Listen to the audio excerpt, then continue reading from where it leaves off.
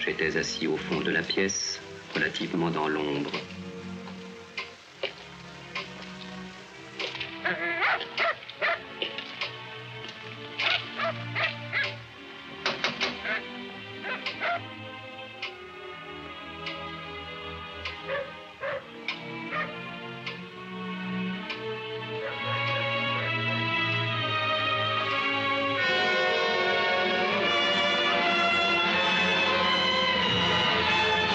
S'il vous plaît.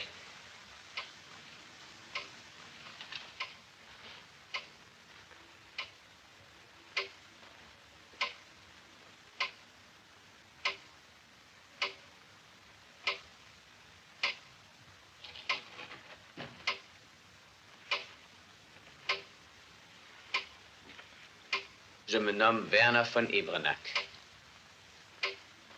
Jean-Pierre Melville, c'est le samouraï, c'est le cercle rouge, c'est le doulos, c'est tout le deuxième souffle. Tout le monde sait qui il est devenu la référence absolue en matière de cinéma policier. Mais il n'a pas fait tout de suite des films noirs et il n'en a pas fait non plus sans discontinuer jusqu'au bout à partir du premier. Il ne faut pas oublier non plus la ligne de sa filmographie qui correspond aux films liés à la Seconde Guerre mondiale. Donc le tout premier, son premier long métrage, Le silence de la mer, en fait partie. Ça correspond à des soucis qu'il a toujours eus. C'est important. C'est important. Il y a une constante dans ces films. C'est-à-dire cette référence à sa jeunesse, à l'histoire. Je veux dire, c'est l'occupation, c'est, je veux dire, comme il dit très juste, alors ça j'ai appris mais je ne savais pas. Vous connaissez cette phrase qui est en exergue de l'armée des ombres. Mauvais souvenirs, soyez les bienvenus, vous êtes ma jeunesse lointaine. Et donc c'est une phrase magnifique, elle est de Courteline. Mais cette phrase est très, très révélatrice et très formidable. Je veux dire, c'est-à-dire, c'est un homme qui a vécu intensément la période de la drôle-de-guerre et de l'occupation. Jean-Pierre parlait de la résistance, il lui arrivait de parler qu'il avait été à Londres, il parlait qu'il avait été dans l'armée, et ça s'est confirmé. Il est arrivé avec un corps militaire français par l'Italie, donc il a fait une partie de campagne de Patton, et c'est comme ça qu'il est revenu en France. Mais il ne le mentionnait jamais dans le genre ancien combattant, pour célébrer ses exploits. Pas un mot, au point même que nous en doutait si ça avait été vrai. Eh ben non, il a vraiment fait ce service, il a vraiment fait cette campagne. Aujourd'hui, on a son livret militaire. D'ailleurs, c'est pas par hasard qu'il a choisi Le silence de la mer. Le silence de la mer, c'est un livre qui a été écrit dans la clandestinité par Jean Brûlé, alias Vercors, hein, qui était vraiment un résistant. Le livre a été publié en 1942, donc en pleine guerre. Melville avait lu, non pas en français, mais en anglais, la traduction anglaise clandestine qui a été faite très rapidement, en 1943, quand il était à Londres. Et il a décidé que ça serait son premier long métrage immédiatement. Moi, je sais qu'il avait demandé les droits à Vercors. Et Vercors dit non, je n'ai pas fait le livre pour être adapté au cinéma, c'est un truc de résistance, ça fait partie de mon combat. Donc Vercors refusé.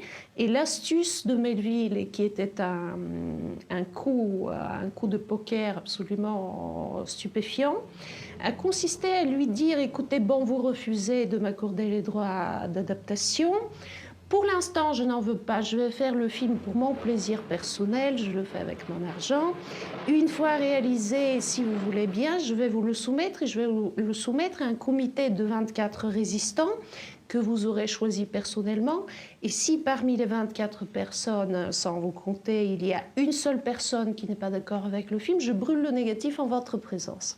Ce qui est une histoire typiquement melvillienne, c'est-à-dire qui témoigne aussi de l'extravagance et de la truculence et du goût du risque qu'avait ce personnage absolument exceptionnel. En ce sens, Melville était un joueur, on pourrait dire Jean-Pierre le flambeur, dans le sens qu'il savait que jamais il n'arriverait à faire un film s'il s'insérait normalement dans l'industrie française.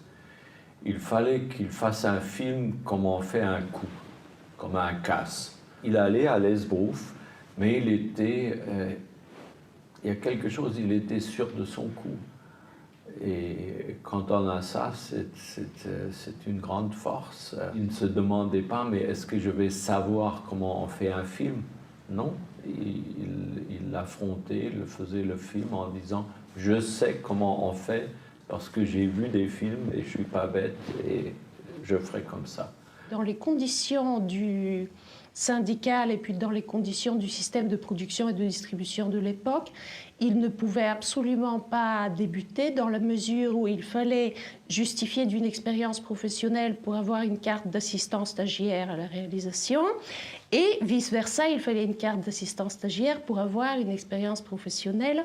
Donc sa solution a été de se mettre complètement en marge de la production en fait, et du système syndical en espérant pouvoir achever un long métrage qui fasse un coup d'éclat et qui oblige la profession à le reconnaître. Melville, il s'est comporté comme un personnage d'un film américain. Ce que fait la grandeur du cinéma américain. C'est-à-dire une détermination sans compromis.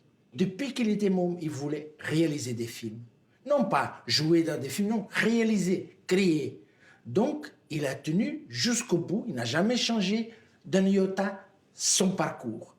Il a fait la guerre, il a fait comme résistant et tout ça, mais quand il a décidé que c'était ça le film qu'il voulait faire, qu'est-ce qu'il a fait? Il a continué à endosser son costume de résistant. Il a tourné le film clandestinement, c'est-à-dire sans l'autorisation de Vercors, sans l'autorisation du CNC, sans carte du truc, sans aucun avantage. Il y avait des réductions pour l'achat des pellicules et tout. Lui, il n'était pas un professionnel. Il ne pouvait pas l'avoir. Alors c'est un marginal par excellence, mais tout repose, comme toujours dans la vie, sur les personnalités, sur le caractère.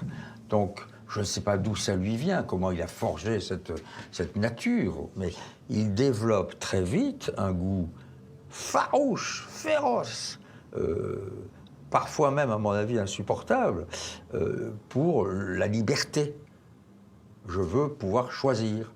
Je ne veux pas qu'on m'impose, je ne veux ni le pouvoir de l'argent, des producteurs, des distributeurs, même si plus tard il sera bien obligé de faire appel à eux, mais je suis l'auteur.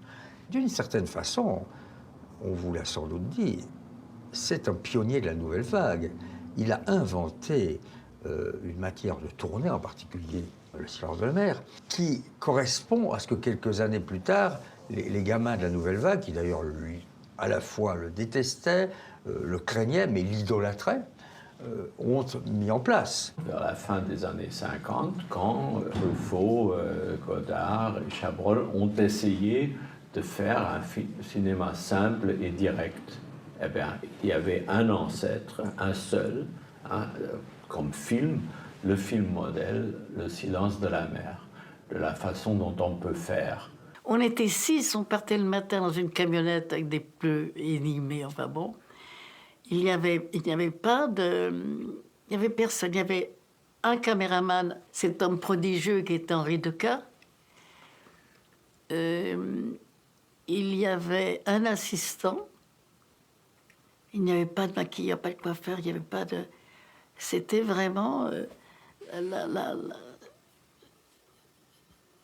Et Jean-Pierre Melville, bien sûr. Il a tourné le film en 27 jours, mais pas des jours qui suivaient, 27 jours, jour par jour, sur quelques mois. C'est-à-dire qu'il tournait, il avait des plans pour un jour. C'est-à-dire que de quoi payer les acteurs, les 2 techniciens qu'il avait, c'est le chef opérateur et le son, le preneur de son, et le bus pour amener l'équipe. Il tournait une journée, il revenait, il ramassait, il essayait de trouver de l'argent, de ramasser de l'argent pour faire un deuxième jour. Et c'est comme ça pendant 27 jours. 27 jours de tournage qui ne se suivent pas. Donc ça s'est réparti sur 1 année et demie en raison des difficultés matérielles et des difficultés techniques. Au point de vue du climat, au point de vue de tout, ça a été de l'équilibrisme pour que ça ait l'air d'être dans une continuité. qui était complètement fausse, quoi. Il en était très fier parce que, surtout au moment où je l'ai connu, c'était la préparation de Léon Morin prêtre, donc on retournait à la même époque, encore un homme, une femme, je veux dire avec la même tension intime et quand même le même arrière-plan politique, et il se référait tout le temps comment il avait fait pour le silence de la mer. Ça commence d'abord par les moyens pratiques, c'est-à-dire on peut tourner avec rien. Il prenait des bouts de pellicules où il pouvait trouver peut-être quelqu'une qu'il pouvait obtenir par-ci, par relation, tout comme ça. Donc il y avait 19 pellicules différentes. Les fins de bobine de tournage normal, quand le travail est fini, il reste une chute de 20, de 30, de 40 mètres. Et c'est sur ces chutes-là qu'ils ont récupéré, qui ne vaut rien, que normalement les assistants opérateurs revendent comme ça, pour prendre des photos en général, pour le mettre dans un Leica. Alors, ces petits bouts de film, donc de 30, 40 secondes parfois de longueur, certainement pas plus d'une minute, il les utilisait pour tourner Le silence de la mer. Sur tous ces petits bouts, donc il savait d'avance, alors là, ça va être un plan un peu plus long, on prend une chute un peu plus longue. Absolument impensable, hein. Je veux dire, ça c'est pas artisanal, c'est le minimalisme absolu et pur, mais qui vous oblige évidemment, dès la prise de vue et de la mise en scène, de tout à fait vous concentrer sur cet endroit-là. Alors voilà, on a juste assez pour enregistrer cette phrase-là. Et 20 ans après encore, Jean-Pierre faisait comme ça, il y avait un dialogue en chant contre chant, il savait, alors là, j'ai juste besoin de lui qu'il dise « d'accord ». Alors, Belmondo ou Emmanuel Riva surtout, c'est quand même des acteurs, j'ai besoin de jouer toute la scène avant d'arriver à ce mot que je dis d'accord, je ne sais pas comment je vais dire d'accord, donc je ne sais pas comment la scène a évolué jusqu'à ce moment-là. Et Jean-Pierre dit, écoute mon coco, c'est comme ça, hein, on fait le clap, tu dis d'accord, tu peux dire 3 fois d'accord, j'en prendrai un. Mais il n'y aura pas la phrase avant ni après. Alors, c'était ahurissant à voir pour nous assistants qui croyons qu'il fallait vraiment toujours que l'acteur soit dans le jeu, soit dans le flux de l'action et finalement il trouve une expression. Et ça vient, ce système de tournage qu'il avait perfectionné venait du fait qu'il avait tous ces petits bouts de pellicule seulement pour tourner Le silence de la mer. À l'intérieur d'un film où il y avait pour l'époque des gros moyens, d'un seul coup, on faisait des plans avec des bouts de chandelle.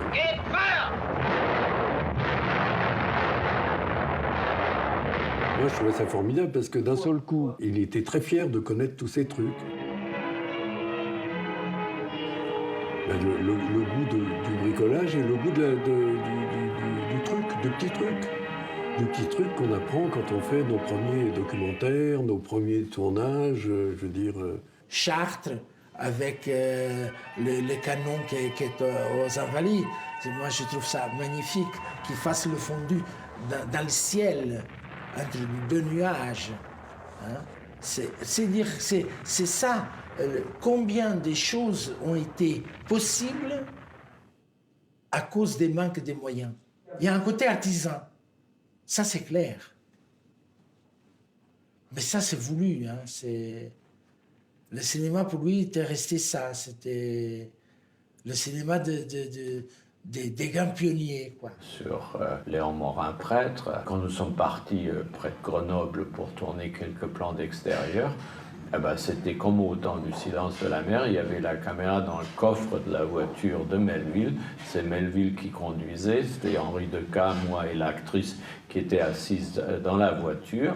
Et on déballait, on mettait sur un trépied, c'était tout. Il n'y avait rien. Il n'y avait pas même un réflecteur, pas une lampe, rien. Il travaillait chez Jean Mineur, des cas, travaillait sur Jean mineur, et comme lui, il cherchait vraiment quelqu'un, un collaborateur avec qui il pouvait sur qui il pouvait s'appuyer. Le cas s'entraînait à devenir directeur de photo, et c'est lui qui organisait ses chutes de films, et lui et Jean-Pierre s'étaient connus et se sont entendus, et ils ont dit on va faire ça ensemble. Comme ça, on ne saura rien, ni l'un ni l'autre. Ils ont commencé à travailler ensemble. Le premier jour, c'était bien ce qu'il dit. Le deuxième jour, c'était merveilleux. Et après, ça a été une collaboration qui a duré longtemps, de longues années. Il était disponible pour travailler dans des conditions où les bons opérateurs français de l'époque n'étaient pas disponibles pour travailler. C'est-à-dire des choses très très simples qui peuvent paraître... Je veux dire, par exemple, moi je me demandais tout le temps pourquoi dans les films, quand la lumière est naturelle, quand la lumière disponible était bonne, pourquoi il fallait tout refaire, hein. Bateauca ne le refaisait pas. Mais il a été un des premiers, si vous voulez, à introduire, mais pour des raisons économiques, parce que quand vous n'avez pas de matériel, quand vous travaillez avec 3 francs 6 sous, quand vous travaillez avec des bouts de chandelle, toutes les chandelles sont bonnes. Et donc, moi, c'est ça qui m'avait impressionné. Il était tellement habitué à travailler sans moyens que même quand il avait les moyens, il créait une photo, il faisait une photo d'une grande simplicité, d'un grand naturalisme. Et à l'époque, il était pratiquement le seul à faire une lumière naturaliste. Mais quand même, Jean-Pierre déjà savait tout par les films. Il avait aussi, pendant son séjour en Angleterre, à Londres, je suppose, vu beaucoup de films américains qu'on ne pouvait pas voir en France à l'époque.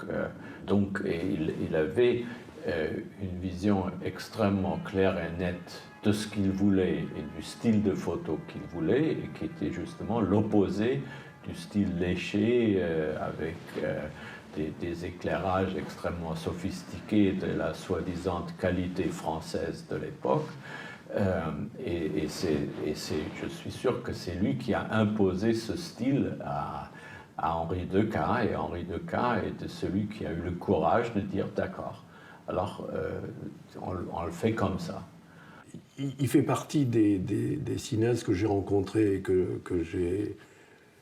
me laissent les meilleurs souvenirs. C'est des gens pour qui le cinéma est vital. Alors ça a l'air de rien, mais si on parle d'un homme comme Melville, du cinéaste Melville, le cinéma pour lui c'était vital. Et ces grands modèles, ils étaient américains, comme Wyler, comme Robert Wise, comme tout ça. J'y connaissais tous leurs films par cœur, hein. Il était un des premiers à avoir découvert Orson Welles. Citizen Kane, ça a été le film qu'il a dû voir 30 fois. Il s'est beaucoup inspiré de certains gros plans, surtout, de Citizen Kane. Dans le silence, je parle du silence. Je pense que Citizen Kane, c'était le film clé. Et bien sûr, Chaplin était le dieu, donc hors classement. À part Chaplin, donc, il y avait le trio Capra, Stevens et Wheeler. Surtout Wheeler. Rarement, j'ai rencontré quelqu'un qui avait le cinéma dans le sang, comme lui. Et comme disait un ami cinéaste américain, il y a de la pellicule dans le sang, et je dis, j'espère que ce ne soit pas de nitrate. Il y a eu un moment merveilleux pour l'équipe, pour nous.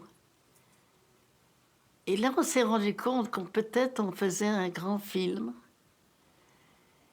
Nous étions donc à Joinville et on a côtoyé, on a pu voir une séquence du port fantastique, le port d'Anvers qui a été reconstitué. C'était Dédé d'Anvers, avec Simone Signoret en plus. Et c'était étonnant de voir notre camionnette, on était 5, 6, et de voir le cinéma dans tout ça. C'était Hollywood pour nous. C'était Hollywood, d'ailleurs, Hollywood français. Et ça, c'était très impressionnant.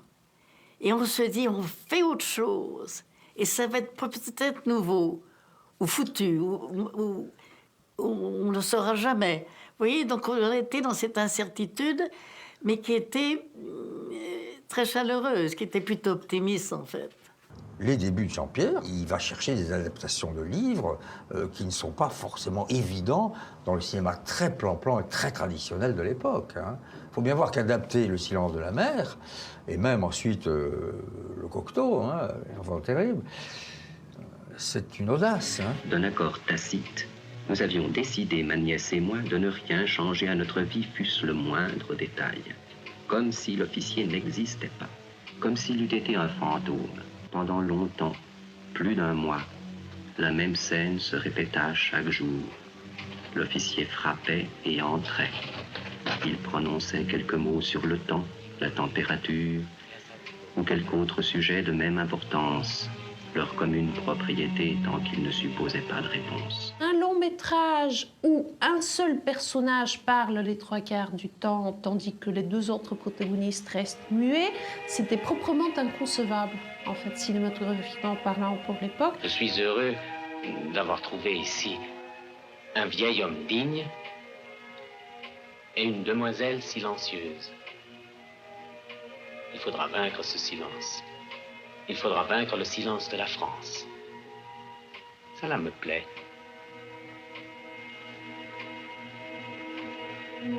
Melville avait envie justement de débuter en faisant un long métrage anti-cinématographique. Alors pourquoi il le considérait comme anti-cinématographique? Parce que ce qui est décisif sur le plan de l'intrigue relève presque exclusivement des événements intérieurs, en fait, des événements psychologiques. C'est comme une sorte d'enfermement. Et c'est très important, l'enfermement. C'est-à-dire, il faut vraiment totalement s'intérioriser et s'enfermer pour être dans ce silence, si je peux ainsi dire. C'est-à-dire, c'est la résistance. C'est ça.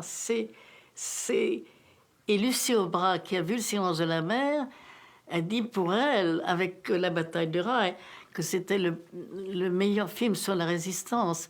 Et là, la nièce, elle résiste à l'amour, et en résistant à l'amour, elle devient résistante. C'est ça qui était beau dans ce personnage. Mais c'est la dernière. Nous ne nous battrons plus. Nous nous marierons.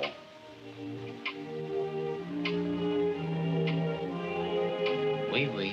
Beaucoup de choses qui sont très implicites dans le livre et à peine esquissées, par exemple, et surtout l'histoire d'amour entre l'officier allemand et la jeune Française, qui est une histoire d'amour dans le livre très symbolique, très épurée. Vercors décrit la façon dont Ebrenac regarde la jeune fille comme la façon dont il regarderait une belle statue. Autrement dit, il s'agirait d'une sorte d'admiration chaste, d'une émotion qui est totalement éthérée, qui est beaucoup plus morale qu'érotique et que charnelle.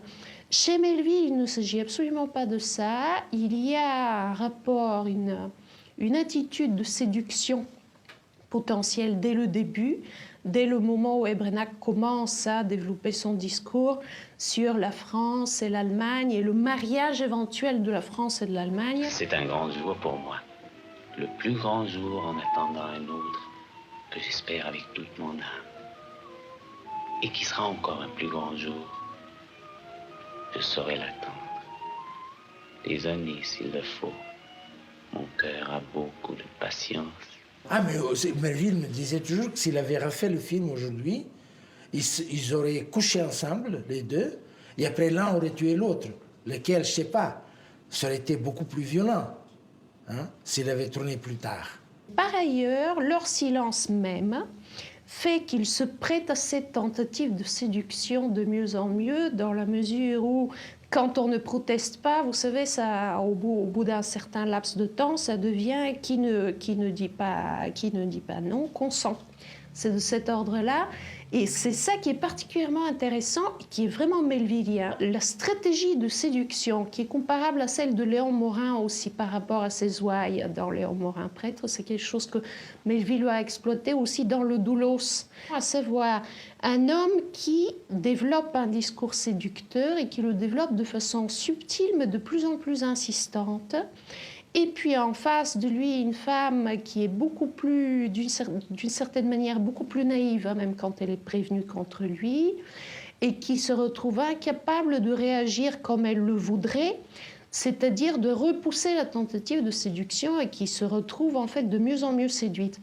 Et c'est ce mécanisme psychologique-là qui est très melvillien et qui implique des nuances psychologiques totalement implicites, rendues uniquement par les attitudes et par le jeu des acteurs, donc très moderne, très raffiné, très comportementaliste.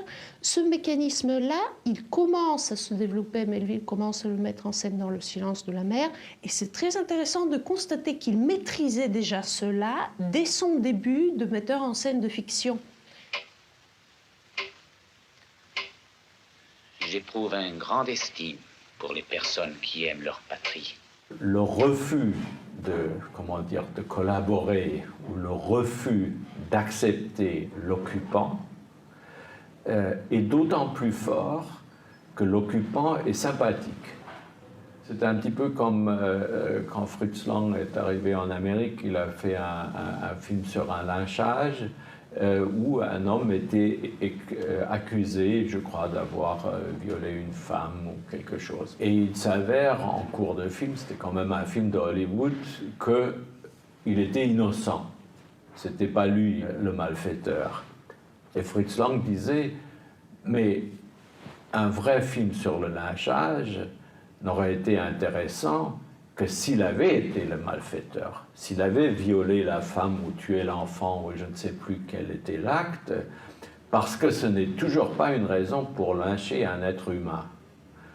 Eh bien, un petit peu comme ça avec Le silence de la mer, l'Allemand, quelque officier impeccable que ça soit, Je vous souhaite une bonne nuit. sympathique ou pas, ce n'est toujours pas une raison de l'accepter comme occupant notre maison. Ah, ça, c'est ça vraiment la vraie force et pourquoi le film est non pas anti-allemand, évidemment, il est très possible que ce soit des gens corrects, les Allemands, mais nous ne nous acceptons pas sur le sol français en tant qu'occupants. Il y a les valeurs fondamentales, c'est-à-dire il y a ceux qui trahissent, il y a ceux qui ne trahissent pas, il y a ceux qui tendent la main à l'adversaire, ceux qui ne le font pas. Donc il a son code éthique qu'il a plus ou moins déjà, même s'il l'emprunte à Vercors, c'est le sien, appliqué à ce premier film. C'est peut-être inhumain de lui refuser le bol d'un seul mot. Je me sentis presque un peu rougir. L'une des choses les plus intéressantes quand on lit le livre et qu'on le compare à l'adaptation, c'est de se rendre compte que d'une part, Melville modifiait la fin. Il fallait avoir guetté ce mot pour l'entendre. Mais enfin, je l'entendis. Fonebrenac aussi l'entendit. Ma nièce m'avait préparé le déjeuner comme chaque jour.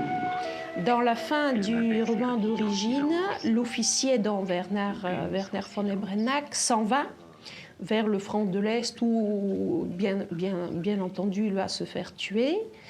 Et il s'en va sans revoir l'oncle et la nièce, donc sans pouvoir leur dire adieu et sans que les gens qui se sont progressivement attachés à lui, chacun à sa façon, aient la possibilité de lui signifier une certaine forme de regret. Dans le film de Melville, il y a une dernière entrevue. Elle est décisive, c'est-à-dire le sens final du film provient précisément de ce qui se passe pendant leur dernière entrevue.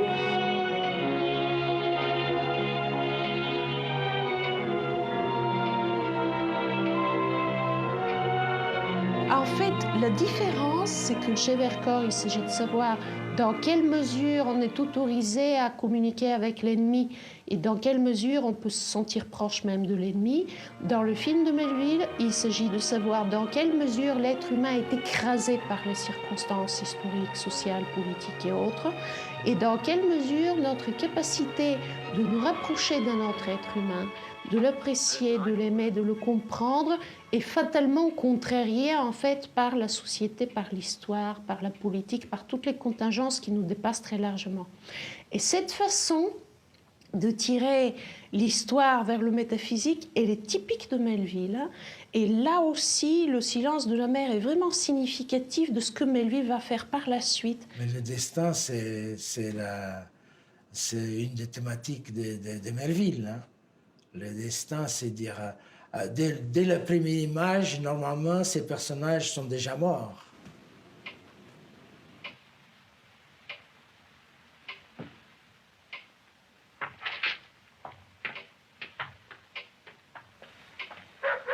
La subtilité des rapports des hommes entre eux, c'est ce qu'il cherche chez le comédien, c'est ce qu'il essaie d'obtenir. Mais je crois que beaucoup, si on veut bien réfléchir à ces films, il leur donne, il leur imprime et il obtient d'eux la notion de solitude. Ce sont des êtres solitaires. Le doulos, Belmondo, il est seul. Le deuxième souffle, Cillian, bon, Ventura 2 fois de suite, ce sont des êtres solitaires et détachés, à qui il manque quelque chose, bien évidemment. Mais ce qui me frappe, moi, avec le recul, quand on réfléchit, c'est, même si le casting est très nombreux, en particulier dans l'armée et dans le Cercle Rouge, il y a du monde, hein, et il y a beaucoup de monde, il n'y a pas grand-chose qui les lie, autre que leur solitude. C'est une forêt d'arbres seuls, qui ne se ressemblent pas vraiment. Donc, ça traduit sans doute sa vision de la vie. Ça traduit sans doute ses manques ou ce qui a pu lui arriver, parce que je pense que les années de guerre sont incroyablement importantes, d'autant plus qu'il n'en a jamais parlé. Avec Jean-Pierre, on ne faisait pas étalage d'intentions, de bonnes ou mauvaises intentions ou de sentiments. Il avait un rapport plus direct. Il croyait dans ce qu'on ne dit pas. Et ben, c'est pour ça que Le silence de la mer, ben, c'est le film incarné melvillien, comme seulement Le Samouraï plus tard. C'est des films où on ne parle pas.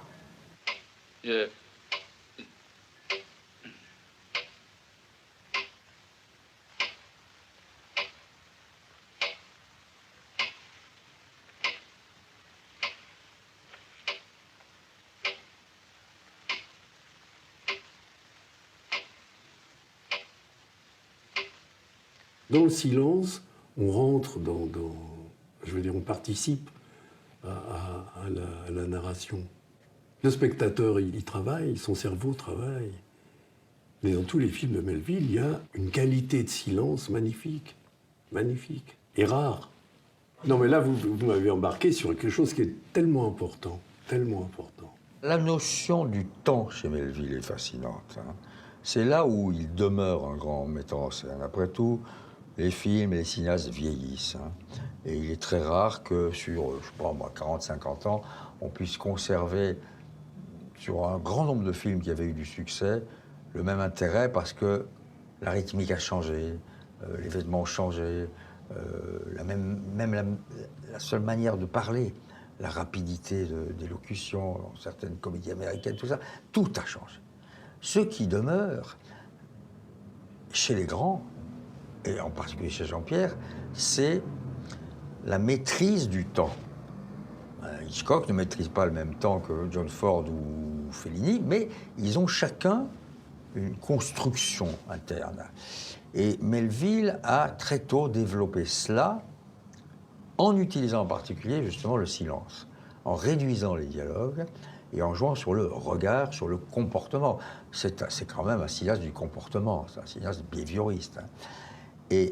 Mais surtout, il y a aussi le passage du temps, c'est-à-dire que des plans qu'on appellerait longs aujourd'hui, des séquences qu'on appellerait longues aujourd'hui, puisqu'aujourd'hui, il y a une capacité, une volonté beaucoup plus rythmée, resserrée, densifiée, multipliée. Le montage a totalement changé. Rien de tout cela. Mais c'est ça qui le rend, à mon avis, durable et qui lui fait passer les générations et les décennies, c'est que on voit le temps au travail, dans le silence, en impliquant le spectateur. Pourquoi ?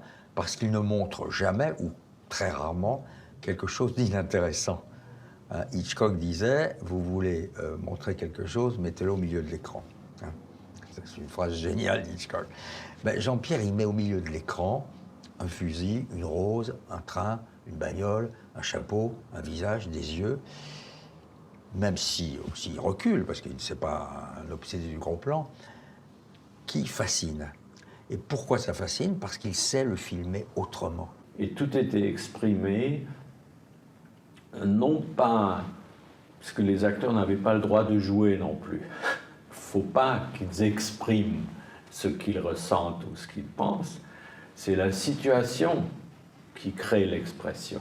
J'imagine bien quand je vois certains plans de Howard Vernon qui entre la maison, qui traverse la pièce et qui dit « je vous souhaite une bonne nuit », et la réaction sur Nicole Stéphane qui le regarde passer, c'est exactement comme ça.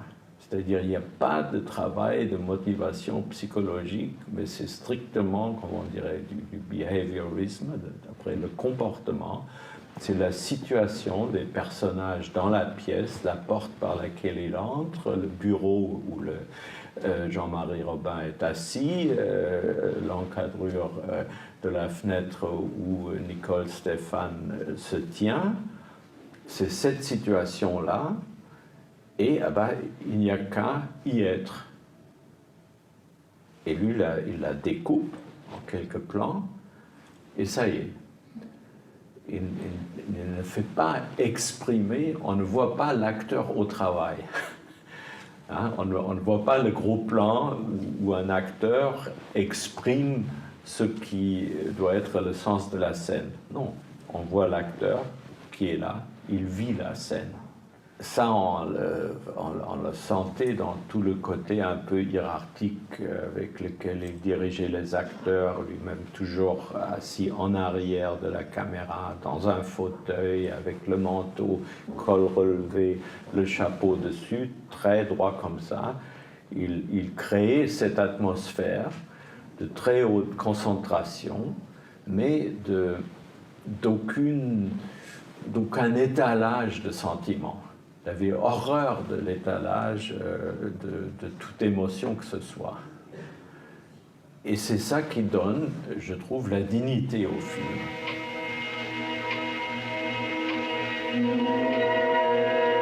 Une fois le film réalisé donc avec des bouts de ficelle et monté dans une chambre d'hôtel par Melville et par Henri Decaze sur la couverture du lit de Melville. Ils voyaient comme ça, image par image, comme ça. Et ils avaient un appareil que, dès le moment que ça arrêtait, ils brûlaient une image. Donc il fallait qu'ils mettent un truc blanc pour dire que cette image qui était brûlée comptait. Qu'il fallait dans le tirage qu'elle soit tirée quand même. Ce n'était pas une image coupée. Et tout a été fait comme ça. C'était vraiment je ne sais pas comment... Je ne connais pas un autre film qui a été tourné comme ça. Bref, c'était des conditions de travail absolument rocambolesques.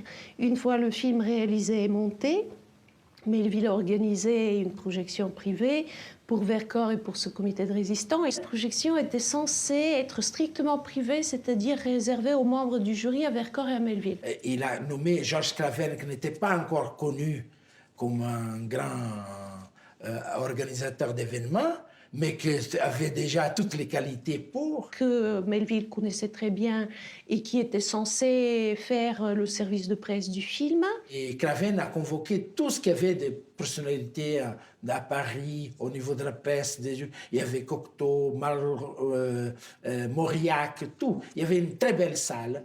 Hein, et Vercors était furieux. Et Melville dit qu'il n'était pour rien.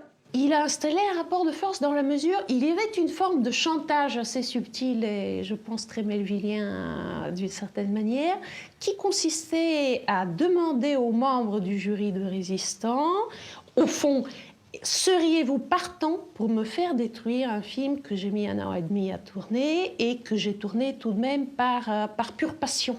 Oui. Et il y a fort à parier, tout de même on pouvait être pratiquement sûr d'avance que les gens n'auraient pas eu le cœur de lui faire brûler le négatif. Et il y a eu quelqu'un qui n'est pas venu, je ne sais pas qui, et alors on a demandé à quelqu'un d'autre pour remplacer cet absent, et cette personne a vu le film, il a voté contre en disant à Vercors, hein, je ne suis pas le 4e qu'on invite à la dernière heure pour une partie de poker. Et Vercors a dit, il a été très bien, il a dit, je ne tiendrai pas compte de votre vote. Et cette personne, c'était Pierre Brisson, qui était le directeur de Figaro, je crois, à l'époque. Et c'est comme ça que Le silence de la mer a eu l'autorisation a posteriori de Vercan. Il est très intéressant d'essayer de définir si un premier film annonce les autres. Ça, c'est une... Truffaut disait « Toute l'œuvre d'un cinéaste se retrouve dans la première bobine de son premier film ». Comme toutes les définitions, elle vaut ce qu'elle vaut. Il ne faut jamais trop s'arrêter à ces vérités évidentes. Dans Le silence de la mer, c'est drôle parce que chaque fois que je le vois, il prend plus de valeur pour moi. C'est-à-dire, c'est un film que j'étais pas très chaud, je n'aurais pas fait un livre avec Melville, c'est son cinéma ressemblait au Silence de la mer. Et aujourd'hui, je trouve qu'il y a déjà dans Le silence de la mer une chose qui a marqué toute son œuvre, la rigueur. C'est vraiment, il y a rien. Il y aurait des choses peut-être à changer à cause des moyens, parce qu'il n'avait pas de moyens. Donc peut-être ça, oui, il aurait eu plus de moyens, il aurait fait un peu plus, mais je pense qu'il y aurait eu la même rigueur, le même refus de tout compromis ou de toute facilité. Ça, c'est très important. Il dit un jour, alors on passe devant je crois le Gaumont Palace, et il dit, mais tu sais, quand il y avait la queue, tu peux pas imaginer, comme les gens venaient pour voir ce film qui n'avait rien coûté et qui encaissait donc des millions. Et il y avait un de ces acteurs un peu truands, comme il en avait pour Bob le Flambeur et d'autres, qui lui disait, ah ben dis donc, Jean-Pierre, t'as vu la queue, tu les as bien eus. Comme s'il avait fait le film pour gagner de l'argent. Et ça le faisait rire. Il racontait toujours cet épisode, comme l'autre lui disait, eh ben dis donc Jean-Pierre, tu les as bien eus.